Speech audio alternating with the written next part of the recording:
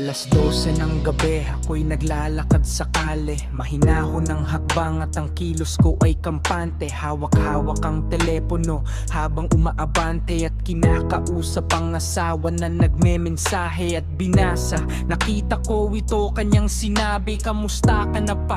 Kamusta na ang iyong biyahe? Sumagot naman ako, nako maayos naman syempre. Wag mo kong alalahanin, wala sa aking mangyayari. At dahil sa aming pag-uusap, hindi ko napansin na ang aking tinatahak is kinitang madilim. Dahan-dahan na napahinto at nagbalik tingin sa aking pinanggalingan na sobrang layo na rin.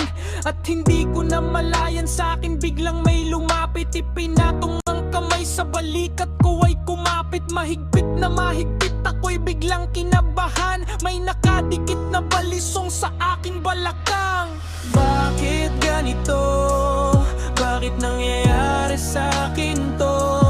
Laging sinusubok ng kapalaran ang kahinaan ko.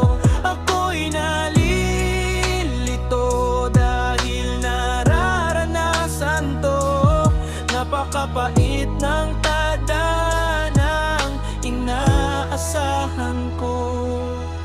At ilang segundo lang agad na siyang nagsalita. Ibigay mo ang kailangan ko, wag kang magtatangka. Dahil di ako magdadalawang isip na gawin na itarak sa iyo ang hawak ko na patalim. Kaya ako'y biglang napaisip habang nalilito, dapat ko bang ibigay ang para sa pamilya ko? O sa kamatayan na lang ako makipaglaro? At baka sakaling maipanalo ko pa ito. At hindi agad ako nag-alinlangan, ito'y piliin na hawiin ang kanyang kamay at balisong kuhain. Ako'y nakipag-agawan sa kanyang mga kamay at hindi ko iniisip kung ako'y mamamatay. Lumipas ang 1 minuto at 12 segundo, ako ay napaliyad habang hawak niya aking ulo.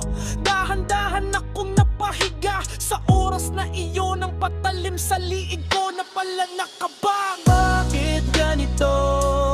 Bakit nangyayari sa akin to? Laging sinusubok ng kapalaran